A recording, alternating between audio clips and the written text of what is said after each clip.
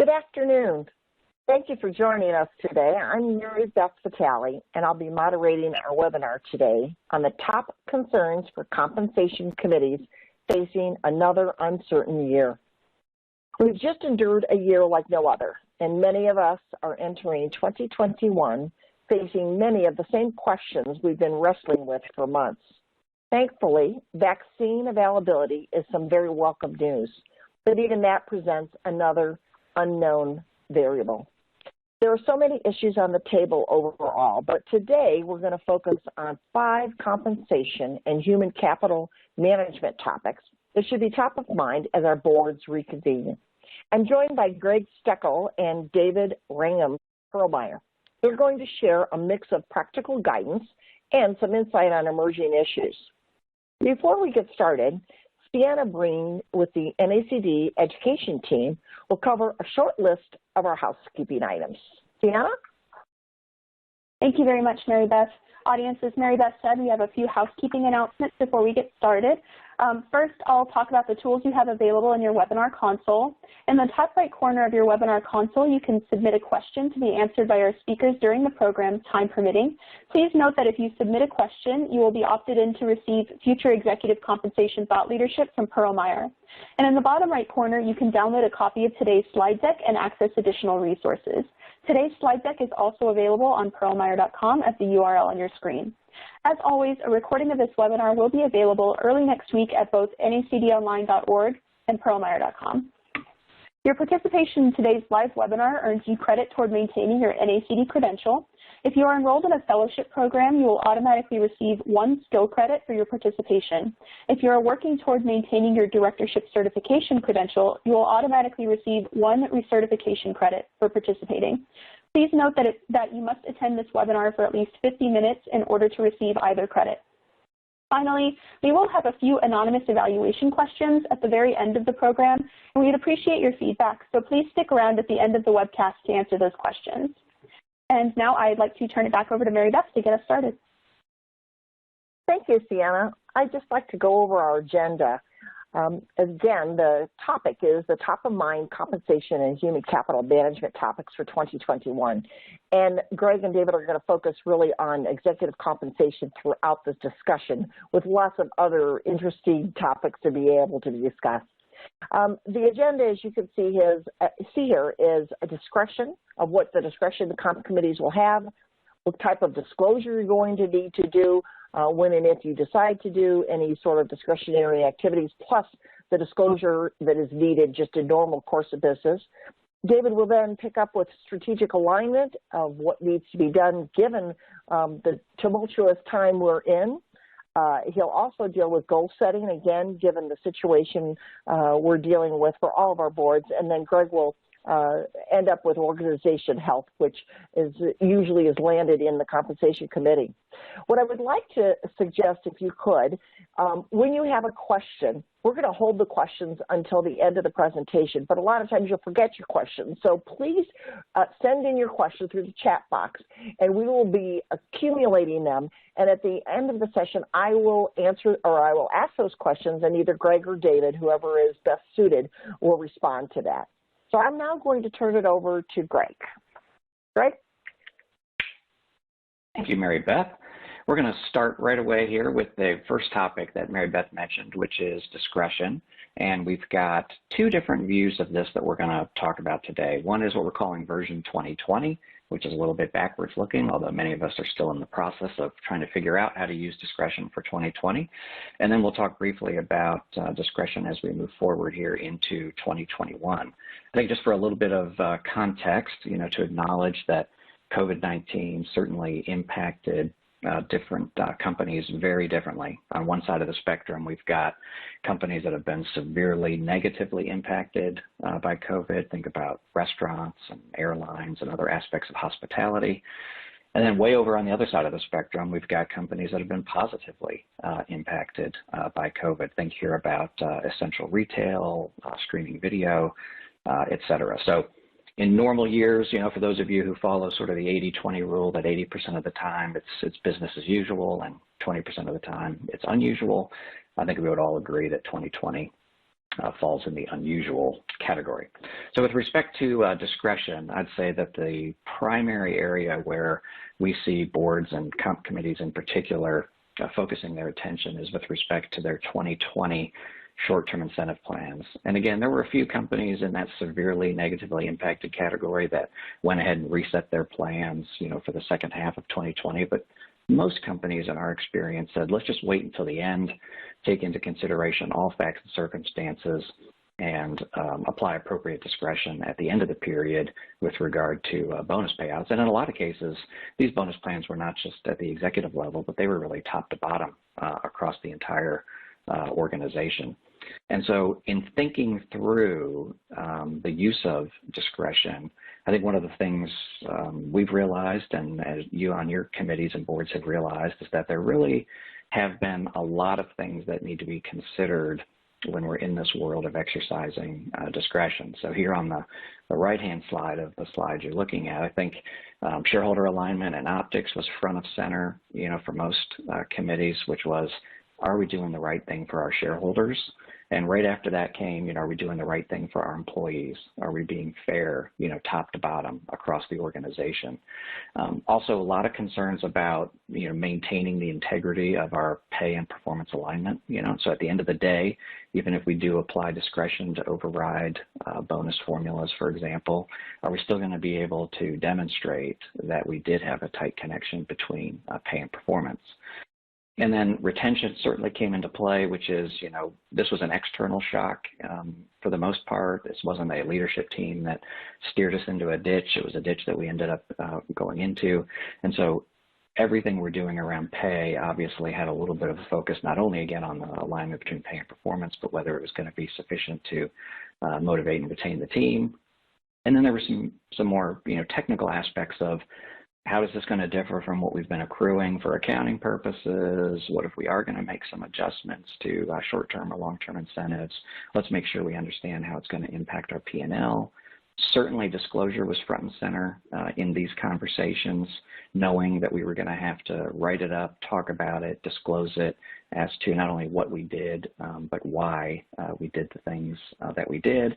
And then finally, the proxy advisory firm views. We know that at the end of the day, the world that we live in will be judged for the decisions that we're making as a comp committee and a board. So at least trying to understand and keep up with their changing guidance and policies with respect to how these kinds of decisions were going to be viewed. So as you can imagine, when there's that many things that you're trying to consider, it was always about managing trade-offs and coming out with a solution that overall your company thought was the right thing to do based on your specific facts and circumstances.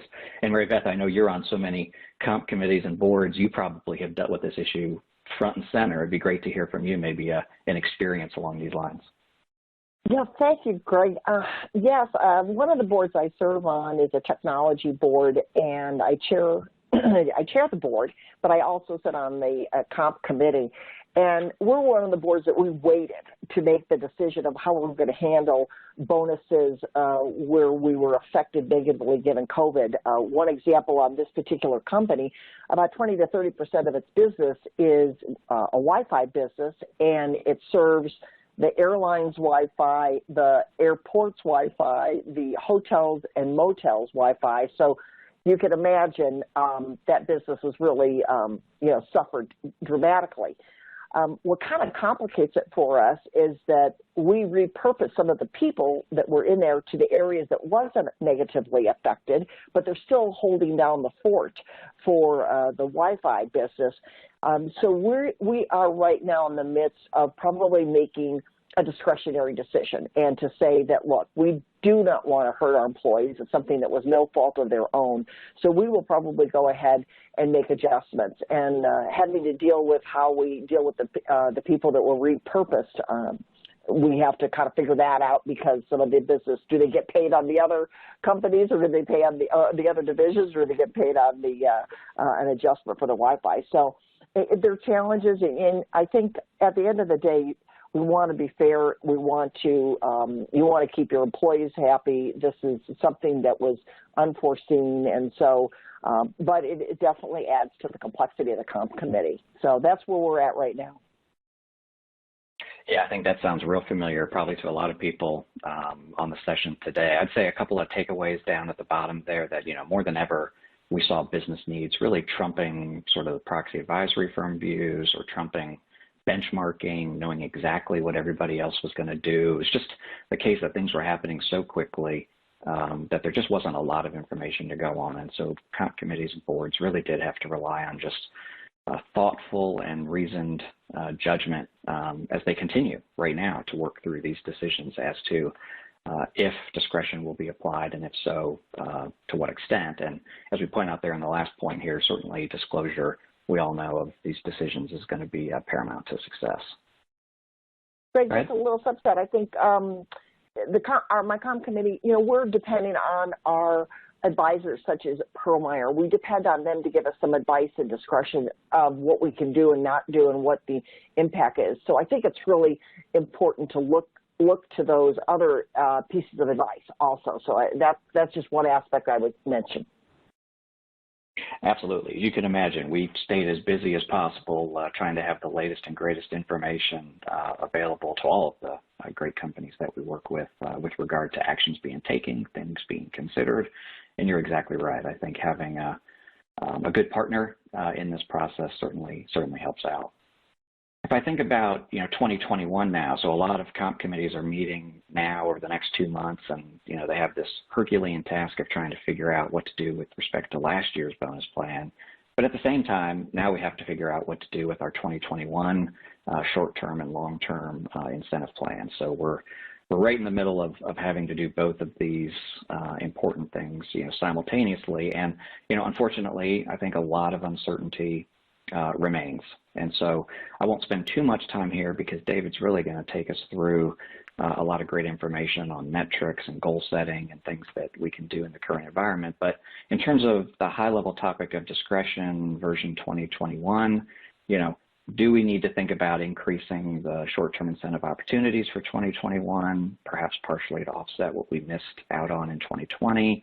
Should we be thinking about putting a discretionary component directly into the plan, or at least indicating that we plan to use discretion at the end of the year? Again, I think if you're a restaurant operator, if you're non-essential retail, if you're an airline, if you're a hotel company, there's just still so much uncertainty with regard to where to draw that line in the sand in terms of performance expectations, that having some other mechanism in the program might make sense. And again, that would be the continuation of using discretion even into the year that we're in.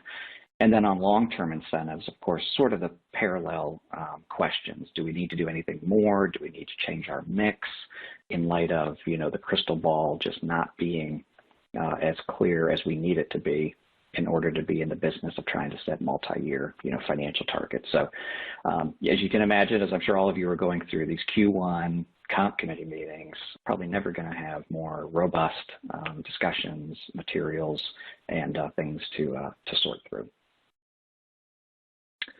The next thing I wanted to talk about is really a follow-up on this topic of discretion, which is, disclosure and communication. And we have a lot of things that are coming at us, again, sort of all at the same time, that adds to the complexity of what compensation committees are dealing with. The first one we're showing here is, of course, from the SEC. We've got these new human capital disclosure requirements for the 10K. So that is a new development. There's, I think, a fair amount of uncertainty about what is specifically required. There's some ambiguity in these new human capital disclosure rules. I think companies are going to sort of dip their toe in, try to figure out what is the minimum amount we need to disclose initially, kind of see where it lands, and then add to their disclosure over time. But nonetheless, we do need to start thinking about, what are the material human capital measures or objectives that we focus on in managing the business, and roll that directly into our upcoming 10K disclosures. We also have, of course, ISS, Glass Lewis, the proxy advisory firms in general, that are putting pressure on our disclosures to, get beyond boilerplate. So don't just say we did something because we wanted to retain somebody, or broadly we think this did a good job of aligning pay and performance. I think there's going to be a higher standard of scrutiny from the proxy advisory firms as to how succinctly, how thoroughly we disclose the rationale for the decisions that were made and why the choices that we made, especially back to this topic of discretion, were the best ones versus alternatives that were considered. So the CDNAs that we're all working on now, again, which look back at 2020, certainly more complex, but the key there is going to be to find out, how to do it again in a pretty succinct but yet thorough, clear story that you're going to tell in the CDNA for all of the decisions that were made in 2020. And then, of course, we have investor pressure that continues around ESG, sustainability, diversity and inclusion. Again, continued focus from shareholders saying, look, we need to hear more about what you're doing in these areas. The investment community, to a large extent, is looking at these items as leading indicators of future performance. And so, again, scouring all of our disclosures, not just a proxy disclosure, but what we put in the 10K, what we have available for shareholders on our website. Clearly a big issue that did not diminish in light of COVID. If anything, I think it has been emboldened to say that these things are, critical to long-term success, and we've got to do a better job at disclosing and communicating them. And then in this last bucket of the workforce, again, this is more on the communication side than it is disclosure, but I think, given the year that we went through, there was so much uncertainty, so much anxiety, that having consistent, clear workforce communications really in all areas about everybody's well-being, about the steps the company was taking to keep everybody safe, around flexible work arrangements, around technology solutions associated with, work from home, work remote, and compensation, to know how this is all going to affect not only near-term but long-term compensation. So again, when you go through that list and say these are all forces at work that are really putting a lot of pressure on our disclosure and our communication to get it right. And just a couple of quick things in terms of drill downs on these topics. All of them have sort of what we would call immediate action items as well as longer term considerations. And so for today's purpose, I'll just hit on sort of the immediate action. So I mentioned the new disclosure rules from the SEC around the human capital disclosure. I think most companies are trying to quickly determine what's on that short list of things, human capital topics that we think really are material to the business, and how much of that do we want to work into a disclosure, for year one of this disclosure requirement.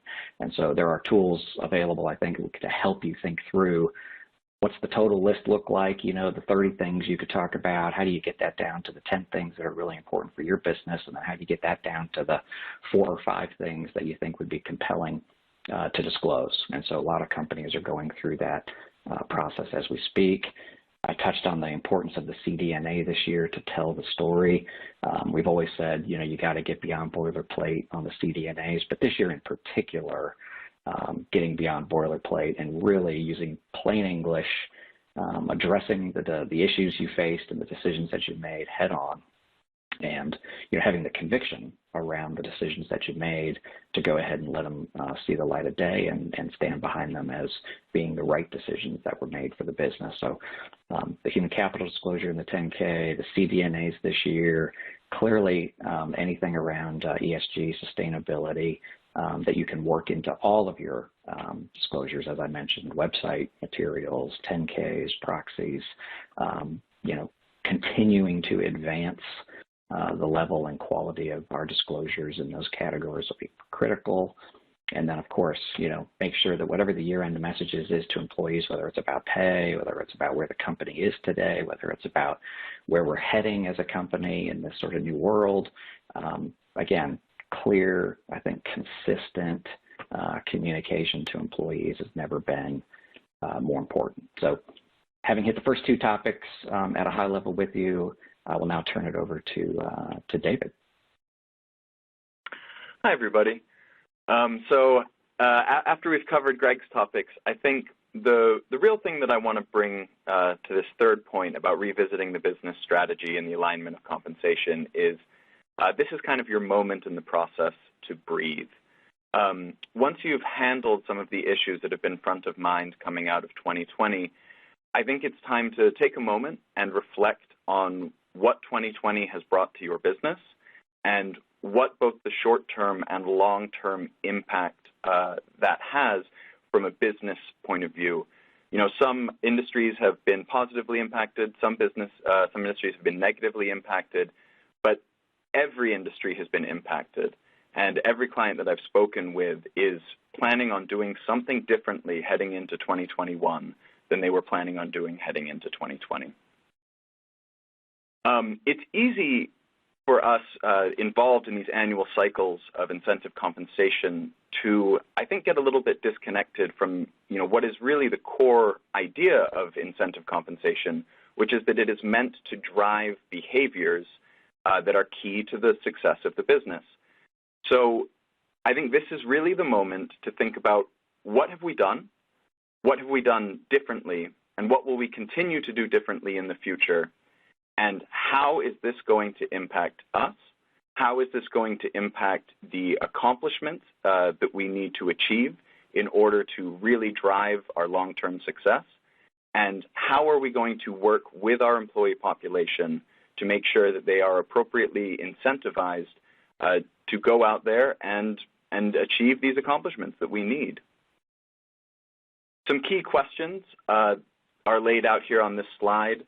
You know, I think really focusing on who is impacted, who are your customers, or do you need new customers? Are you trying to hold on to your current customer base? In terms of capabilities, you know, a lot of companies have made a big shift to digital, whether it's just from internal communication purposes or whether you're a bank that is rapidly scaling the digital delivery of your platform in order to continue to reach your current customers. So what are you doing and where are you potentially seeing growth? Why are you doing these things? You know, is this a short-term Band-Aid so that you can get back to a sort of normalized economic environment? Or is this a new long-term strategy? What are the human capital needs that each of these will really drive? Are you looking to just retain who you have now? Are you looking to hire in order to spur future growth? And then finally, how has this changed the delivery of the value that you provide? Are you distributing through new channels? Are you working with new business partners? How are you making sure that whoever your customers or clients are, that they are best able to take advantage of the services and the value that you provide? So how do we think about this? I think the sample key questions on this slide are a really good start, but obviously this is going to be a much longer and more complicated conversation than just 3 questions. But if we start with them, are our current incentive metrics properly aligned with our business drivers and priorities? There are going to be a lot of stakeholders in answering this question. It's not just a question of how do we return to profitability? How do we increase our profitability? You know, a lot of industries are seeing this as a key moment to capture market share and are less concerned with profitability than they may be expected to be. What are you doing that is really sort of driving the behavior in your employee base that is going to align with your business? How does the short-term 2020 or 2021 tie into the long-term goal? Has your business been impacted in such a way that 5 years from now you expect to be somewhere very different than you are today? Or is it a case of you're trying to sort of stem some of the worst impacts of the pandemic in order to bridge to, you know, business as usual? For people taking that approach, I think just be a little bit cautious because it's unclear how long this period of instability might go on. And then finally, and this is one that I think is really key, do we need to reconsider our approach to compensating employees, certain business segments, in light of the new strategies? So one, I think this is especially key because as sort of the impact of frontline workers has very clearly illustrated, the pandemic has not been experienced in the same way at all levels of your organization. And there will be employees who at the maybe lower levels where cash and the need for sort of ongoing daily expenses is really going to be front of mind for them. And there are going to be employees maybe at the top of your organization who are taking a much longer view of the company, and they will maybe benefit most from equity that is really going to focus them on, getting through the tougher times to the glory days ahead. I think key to this question, though, is understanding both your business needs and your employee needs. And because we really want to make sure that you are motivating and incentivizing your employees in the best way, and there's no way to really know exactly what that is unless you understand the needs of your employees. This deeper long-term incentive participation in segments that are experiencing significant hiring and retention, for example. There may be parts of your company where you're seeing high turnover because, currently there's a talent squeeze in a number of sort of key talent markets. On the flip side, you might not, there might be elements of your company where you're having to let people go, and there is a lot of available talent, and something like extending a long-term incentive award to them may not really generate the kind of appreciation that you're looking for. Mary Beth, I know that you were mentioning earlier about the business that you're involved in providing Wi-Fi at airports. Do you want to speak a little bit about sort of, changing and ongoing business strategies? Yeah, definitely. The strategy that we have, obviously most companies have a growth strategy and how you go to market. And, the strategic plan and the strategic dividend is the number 2 board responsibility. You really have 3 main ones, and this is number 2.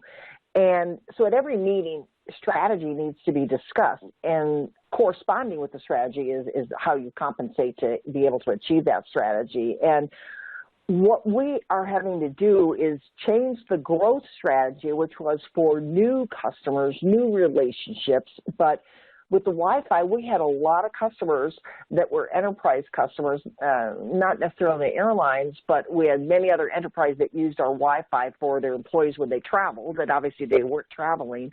And they just stopped using it. They said, we're not going to be a customer. A lot of the other customers still use the services, but the reduction in volume was significant.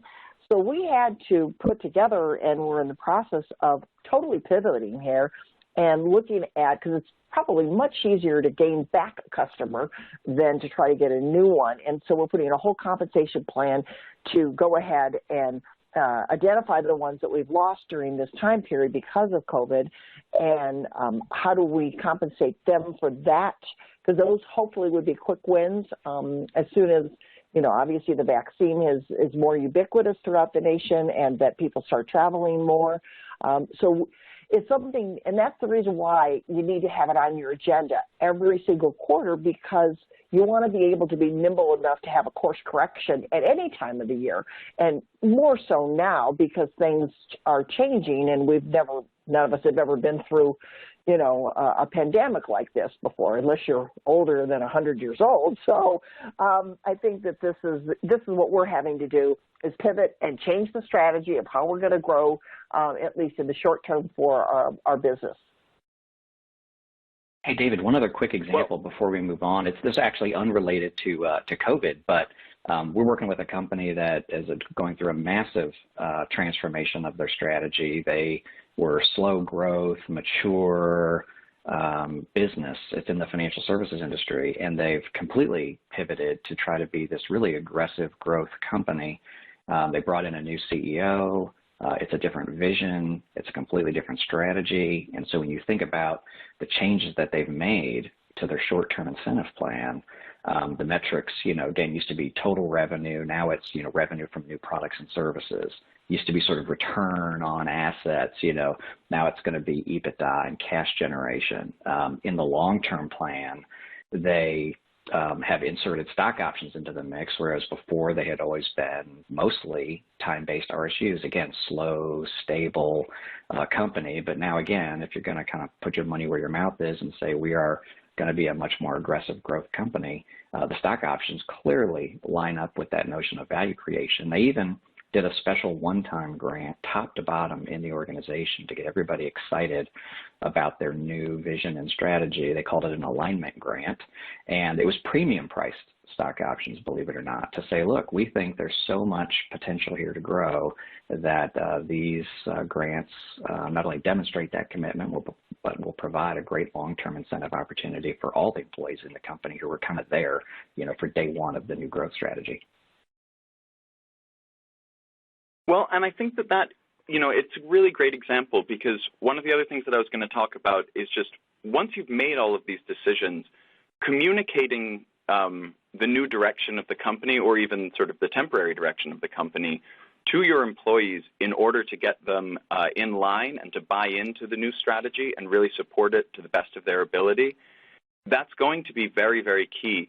Something like an alignment grant, something like, something special that recognizes the unusual and uncertain times that we are in, and that recognizes that we are pivoting, that we are doing something new, and that while this may be challenging, the success or lack of success will depend on the performance of every employee. And that kind of brings us to goal setting, which, as Greg sort of mentioned earlier, is going to tie in fairly tightly with discussions of ongoing discretion. But I think the hope is that by this point, you have had a number of discussions coming out of 2020 about what it is that you accomplished, and to the extent that you applied discretion to your planned payouts, how, where, and why you applied it. Next, you've considered your long-term and short-term strategy and how you are going to use your compensation plans to drive success for those strategies. So how do you actually set the goals that are going to hold your employees accountable for performance while also recognizing the inherent instability that we are heading into in 21? And this is a question both for the short term and for the long term, because as it stands now, a month into the year, it is very unclear if, when, and how life starts to go back to normal in the next 12 months. So this gets us back to what are we trying to accomplish with our compensation programs. And I think really key here is providing a fair and competitive incentive opportunity. And that fairness can be a little bit complicated because you need to be fair to your shareholders. They are, in many industries, having a pretty tough time of it right now. And so, loading up and celebrating successes at the same time that your key shareholders are losing money, that may not be a fair approach for your company. But you also have to be fair to the employees. A lot of employees have performed exceptionally over the last year, and there will continue to be a lot asked of them as we move forward into the next 12 months. What is a fair way to recognize their contributions and their accomplishments in an environment that may still punish the company simply because the economy is going to be, potentially moving downward? And then competitive. How do you define competitive? Is it competitive in terms of the targeted % of salary? Well, maybe, but I think you also have to think about how you're designing the plan itself here, because if you are just rolling over sort of the plan that you had from 19 and maybe 20 into 21, you've adjusted some of the goals potentially a little bit, but that may be a plan that is going to be very, very difficult to achieve any sort of significant payout in. And at that point, that may not be a competitive plan at all. And seeing those sorts of goals rolled out in the next 2 or 3 months may lead people to feel that they are not being competitively compensated for their performance or for the value that they bring to your company. We're trying to keep management and employees across the organization focused on value creation and value preservation. This sort of gets back to what Mary Beth was discussing, where for some companies, the focus really is on what can we do to hold our current position until such a time as we can return to a growth trajectory.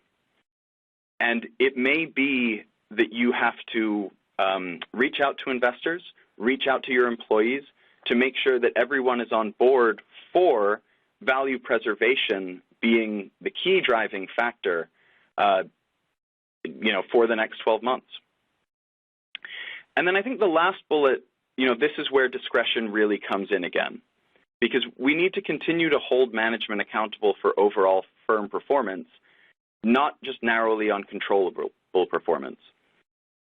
I've sat with a few different clients who have said, or where there have been directors that have argued that we just stick with the numbers. The numbers are the numbers, and in a strong economy, we don't apply negative discretion to the payouts.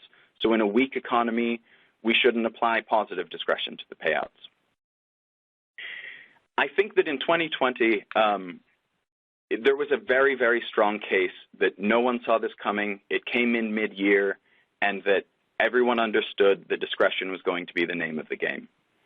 But moving into 2021, where we know that there is uncertainty, and we know that there is instability, and we know that we are going to be facing these challenges, can we still rely on that sort of forgiving environment when we're setting our planned goals? And I would argue no. I think discretion will continue to have a role in incentive plans moving into 2021, but I think that to whatever extent you can, through design or through vehicle or through delivery, the goal should be to limit the application of discretion as much as possible and to structure the awards and the goals in such a way that allows that to happen. So what levers do we have? The measures or the metrics are obviously going to be key to this. Are we looking midstream versus bottom line? Margin percentages might offer a little bit of relief when we don't know exactly what the revenue or net income may be.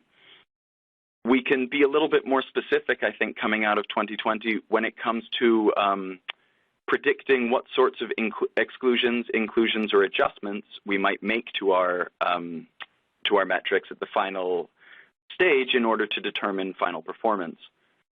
And then, is there a justification to apply more measures and sort of back up to maybe more of a scorecard approach that might look at more of the total organization or the total health of the organization rather than focusing it on just a key initiative? For performance period, I think this is also a very interesting question. Mary Beth was talking about recapturing some of the clients that they had lost and how that should be easier than gaining new clients, which seems accurate. But also, having not done so before, having traditionally been in a growth trajectory, how difficult will it be to recapture those clients? It may be that for the STI award, a semi-annual or a quarterly goal will allow for adjustments along the way as everyone starts to find their feet under them.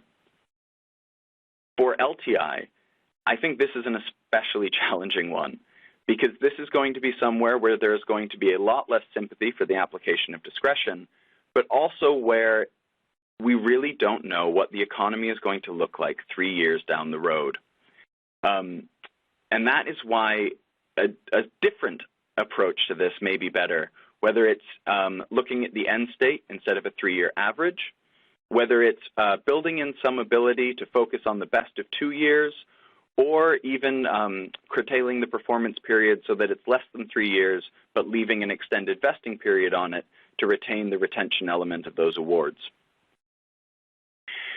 I think when it comes to the performance range and scale, this is where we're maybe going to have the most flexibility. Broader ranges in terms of threshold to target and target to maximum, those are going to help us drive payouts towards target. Establishing a target range, EPS between 125 and 150, rather than EPS of exactly 175, this is going to also help us sort of say, this is where we think we can go. This is, if we can get here, this is what we think is a fair accomplishment that would deserve a target payout. And that's also going to help adjust for any sort of little wiggles or instabilities we encounter along the way. Relative performance measures as well, I think, especially operationally, can be key. TSR, longtime favorite of many companies in the market, is going to be a little bit challenging because I think it's going to be very difficult to predict exactly what the stock market impact is going to be. But I think that looking at relative operational performance is maybe going to allow companies to drill down a little bit more to the key factors that they're going to be looking for moving forward. And then there's a question of the vehicle. More time-based, more stock options, cash, shares for STI. I think there's definitely going to be a push away from PSUs, although I would be surprised to see them eliminated entirely at too many companies, but I think reductions are probably likely. And then when it comes to the form of the vehicle, I think you're really going to have to tie that back to the long-term strategy for your company. If you're in a growth trajectory or you're pivoting to a growth trajectory, stock options make a lot of sense. If you are trying to tread water, RSUs, cash might be better.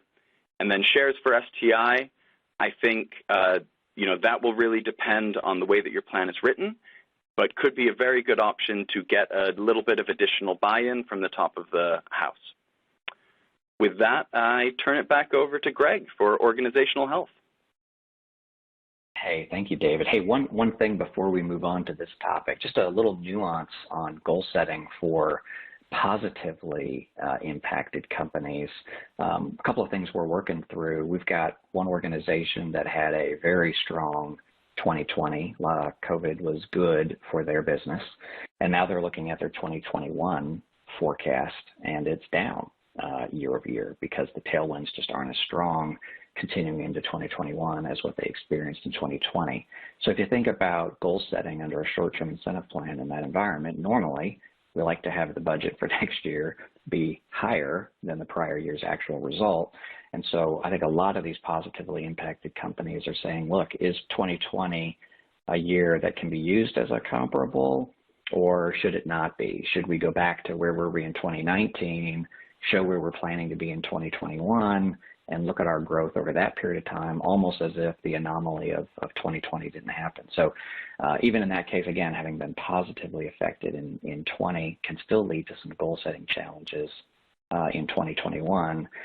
Another just quick example is, again, if you had such a great year in 2020 that you paid out maximum bonuses, and if you're in a business that looks like the tailwinds are going to continue into 2021, are you up against any kind of negative optics around potentially 2 years in a row of maximum bonus payouts when, the world we live in has not been, feeling like a maximum bonus world? And so we have seen companies that are raising the maximum performance goal under their bonus plan for 2021 to make it harder for that fact pattern to actually, come to fruition. So again, I just didn't want everybody to think it was only the negatively impacted companies that were having challenges around goal setting. I think even the positively impacted companies are struggling as well.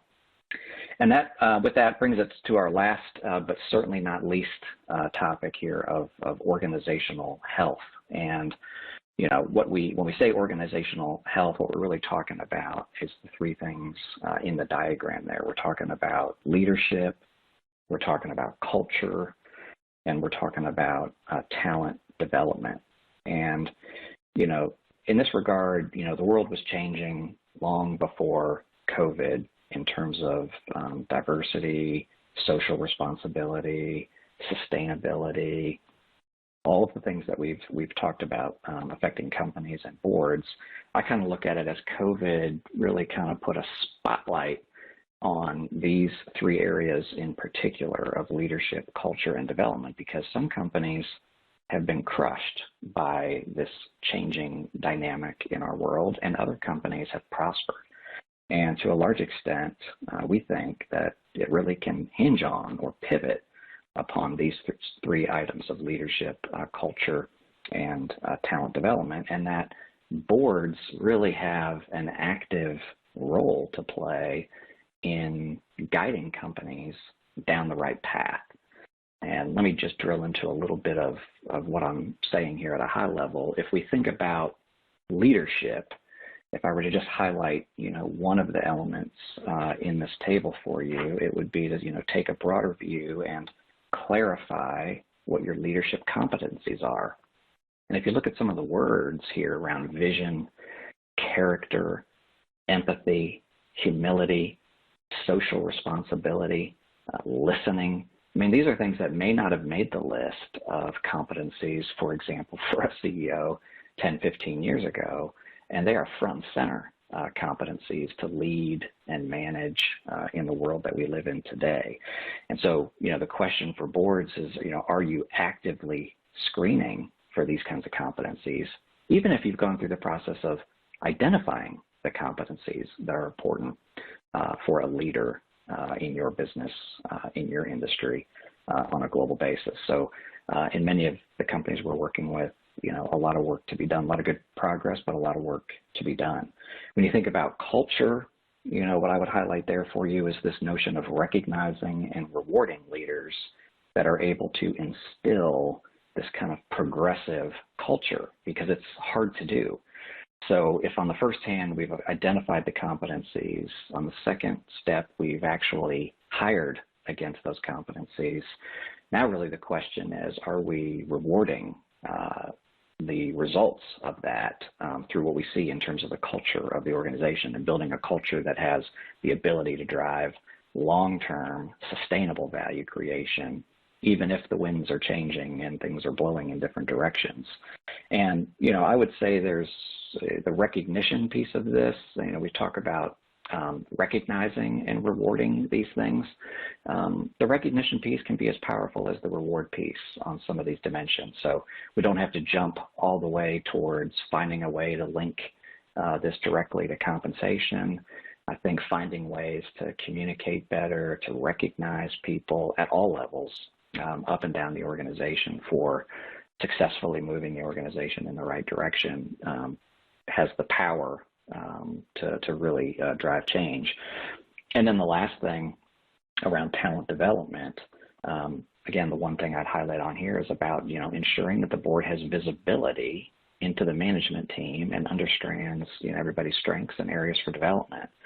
And you probably have been in meetings where there's a PowerPoint projected and there's pictures and boxes and charts and who's ready, who's 1 year away, 2 years away. But I think what we're talking about here goes beyond, a PowerPoint. It's actually, meeting with the leadership team and a level down.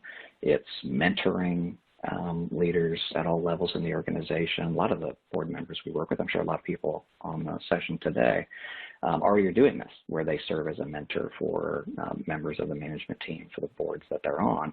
And again, the dividends that pays in terms of the ability to drive long-term sustainable value creation is pretty powerful. So, we can get caught up in the compliance, side of disclosures, and we can think about the math of getting the incentive formula, as perfect as we can. But at the end of the day, let's not lose sight of this item as well, which is we've got to have the right leaders, developing the right culture, and a system that really develops our people inside the company to be our future leaders.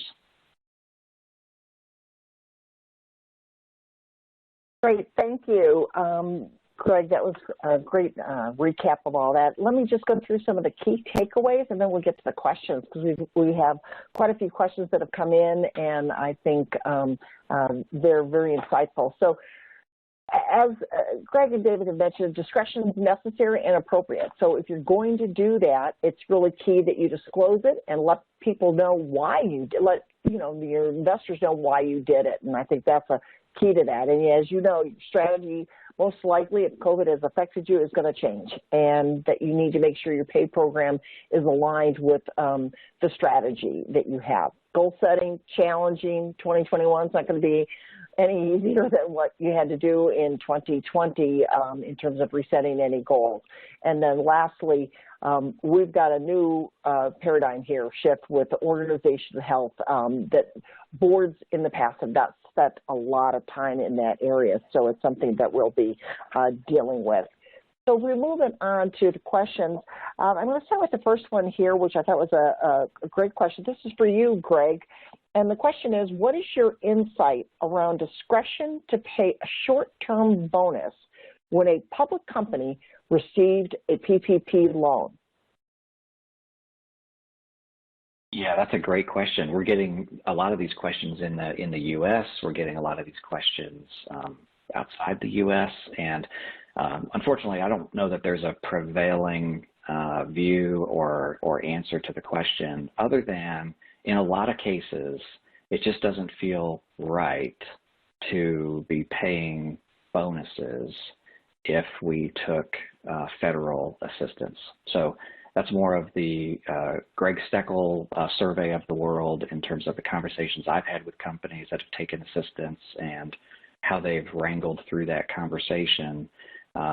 In their mind, I think more often than not, it was one of those, gut checks that just said, this doesn't feel right. And they're going to find other ways to reward people as opposed to paying short-term bonuses. Yeah, that's a great response, Greg. I think optics and reputation risk needs to be taken into consideration when that is the case. The next question is for David.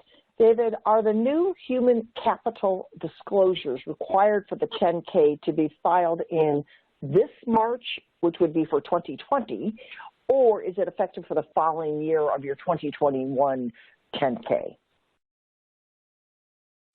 No, those are required. I think for after the beginning of November, every 10K that's filed needs to include those kinds of disclosures. And just while I'm here, I have seen a couple of questions coming in regarding my comments on discretion in the incentive plans. So I just wanted to take a moment to build on that a little bit. My comments were not meant to say that discretion has no role within the incentive plans.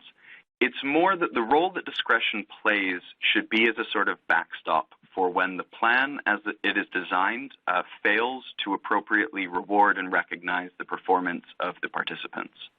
So in 2020, I think it's very clear that most companies went in expecting one kind of year, came out having received a different kind of year, and the plans that expected business as usual did not appropriately align pay and performance.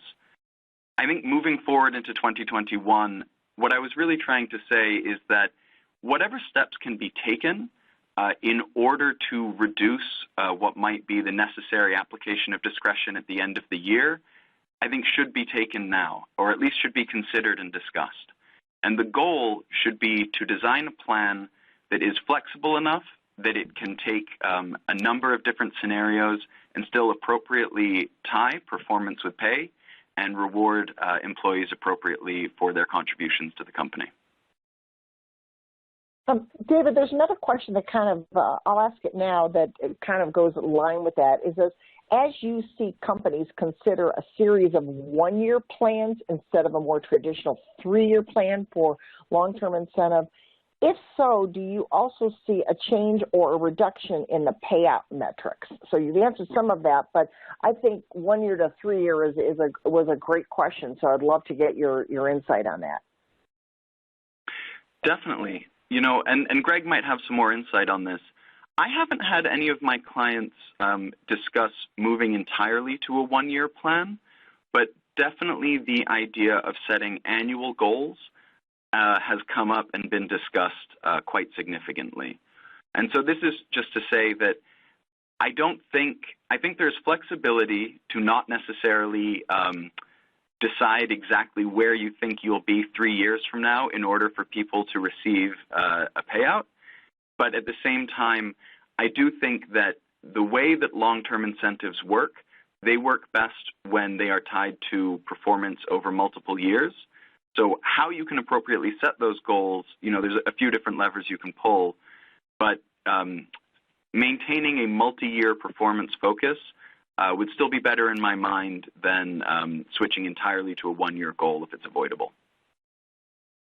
I agree with Great. David. I think that it's certainly on the list of things that gets discussed is to say, look, instead of 1 3-year goal, what if we set 3 one-year goals? But I think the more you kick that around and you look at what you end up with there, you really have moved away from, in theory, a long-term incentive plan. And so I've seen more companies either move away from performance-based long-term incentives for just 1 year, almost making a commitment that we're only going to do this for 1 year. We're going to do a mix of, options and RSUs to get out of the multi-year goal-setting business while that's an impossibility due to the poor visibility.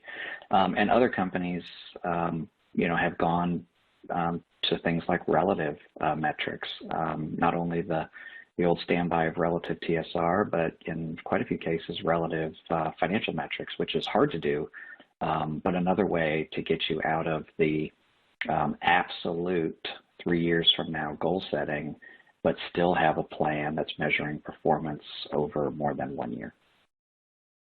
Just one other thing while discussing relative TSR. A lot of plans that use relative TSR as the only metric include a limiter that limits payout to 100% in the event that absolute TSR over the period is negative. And I don't necessarily think that is something that should change, but I think it should be discussed, especially based on the industry of the company that is using it. If your company is facing, serious downturn, it may be that the best performance that you can expect may result in, slight and less than your competitors, but a loss of value over the next 3 years. It should just be, I think it should be addressed the same way that all elements of these incentive plans should be reassessed under the current environment.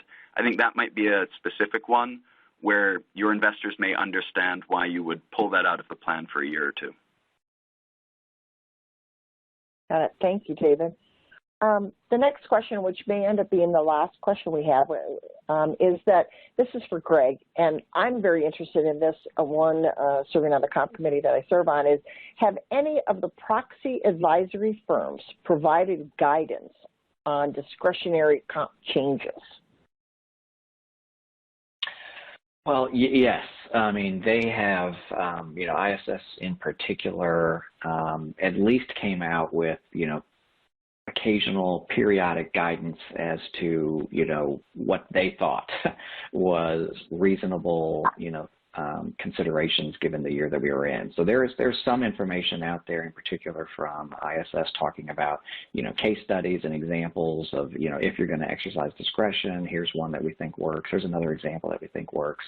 But the problem is that, again, the solutions that companies are considering are entirely facts and circumstances based. So it's an impossible task, I think, for an ISS or a Glass Lewis to prescribe, what will be accepted and what won't be accepted, because the fact patterns are in fact so diverse, which really gets us back to then the focus on disclosure.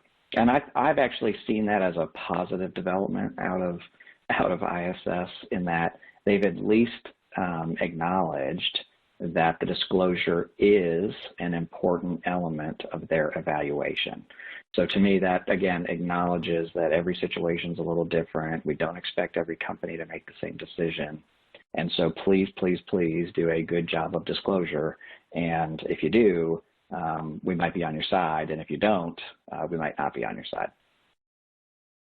Yeah, I think you make a good point. I think the more you can disclose why you made that decision is important. And I'm sure oil and gas companies years ago, when it dropped from 80 or 90 a barrel down to 50 or 40 a barrel, had to make sure that they had to suffer through and how to disclose that when they made some decisions of compensation to maybe no fault of their own. So I think we are getting close to our end here, and I'm going to turn it over to Sienna for closeout and some